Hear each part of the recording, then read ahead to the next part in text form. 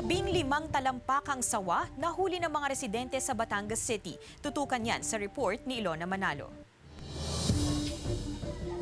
Isang 15 talampakang sawa ang nahuli ng mga trabahador sa kisame ng nire-renovate na bahay sa Barangay Gis, Batangas City noong Lunes ng umaga.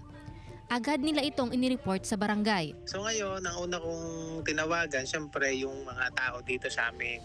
Tapos ang sunod ay ang CTNRO kasi sila yung ahensya para sa mga ganyan.